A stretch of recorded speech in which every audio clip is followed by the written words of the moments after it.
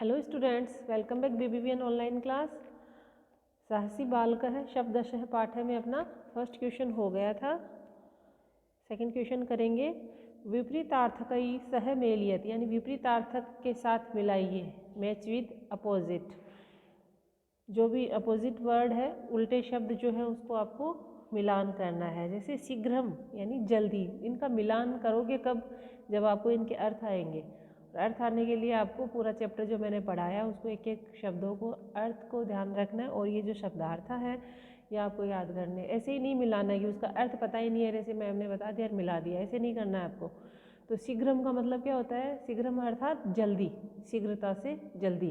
तो शनई, शनई यानी धीरे धीरे, शनई शनई धीरे धीरे, और शनई एक बार शनई आया तो धीरे, शीघ्रम जल्दी, शनई धीरे। तो इसका विपरीतार्थ कौन सा हो गया? शीघ्रम का शनई। प्रसन्न यानी प्रसन्न, खुश होना, प्रसन्न होना, तो इसका विपरीतार्थ उल्टा अपोजिट कौन सा होगा? दुखी। अस्ति यानी है, कोई भी चीज़ है के लिए अस्ति, और नहीं है के लिए नास्ति। न प्लस अस्ति यानी नास्ति, तो अस्ति का अपोजिट नास्ति। पुरस्करोति यानी इनाम देना, पुरस्कृत करना, पुरस्कार देना, उसका अपोजिट। एक तो हम किसी को अच्छा कार्य करता है उसको इनाम देते हैं, ठीक है।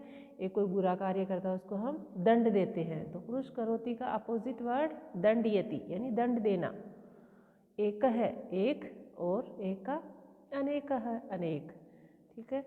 नेक्स्ट है भिन्नम पदम रेखांकितम कुरुत, यानी भिन्न जो पद है, ओड जो है, इनमें से ओड वन आउट करना है इनको, तो आपको इनमें से रेखांकित करना है। तो तीन एक जैसे होंगे, एक का कुछ अलग होगा, तो उसके अनुसार आपको उसकी प्रकृति अलग हो सकती है, उसका अर्थ अलग हो सकता है, कुछ आपको करना है। जैसे पश्यति, जानाति, विक्षति, रक्षति, इसमें चारों में कोई खास डिफरेंस नहीं है, सब अच्छा ही है।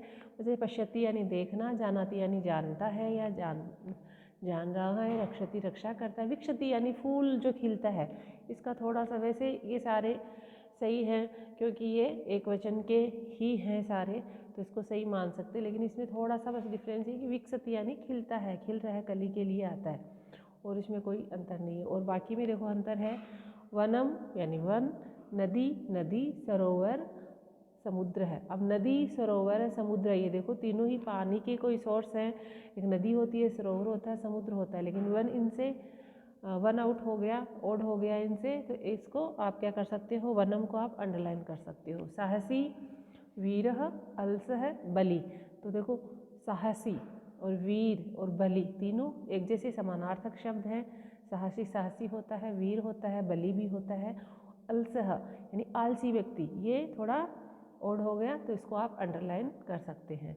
तरणम अर्थात तैरना, गायनम गाना, पठनम पढ़ना, छात्र है। तो तीनों देखिए मकार लगे हुए हैं, तरणम, गायनम, पठनम, तीनों पे मकार लगा हुआ है, तो तीनों अलग हो गए, तीनों एक हो गए, और छात्र है अलग हो गया, तो आप छात्रा को अंडरलाइन कर सकते हैं। नेक्स्ट क्वेश्चन जो है बच्चों वो आपको करना है।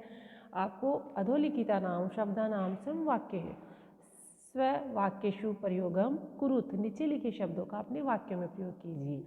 आप इन शब्दों से अपने वाक्यों में कोई वाक्य बना सकते हैं। जैसे सप्तवर्षीय, तो कोई भी बना दिया, राम है सप्तवर्षीय, बाल है अस्ति अहम सप्तवर्षीय, बाल है अस्मि, अहम भी कर सकते हो आप खुद अगर 7 वर्ष के हो तो, है ना। आपका भाई है, कुछ भी कर सकते हो। सहसा, सहसा सह बालकः, सहसा कूपम गच्छन्ति, गिर जाता है ना, पतंती, तो इस प्रकार आप कर सकते हैं। तरती, तैरता, सह तरती, सा तरती, है ना, मंडूकः तरती, ऐसे आप सेंटेंस बना सकते हैं। जानाती जानना, तो क्या वह पढ़ना जानती है, खेलना जानती है, इस प्रकार आप सहजानाती, तो कुछ भी आप इनसे वाक्य बना सकते हैं, अच्छे वाक्य बना सकते हैं। छोटे बड़े 2-4 जोड़ के भी आप इनसे वाक्य बना सकते हैं, 1 से 2-3 भी बना सकते हैं। तो ये आपको बनाना है।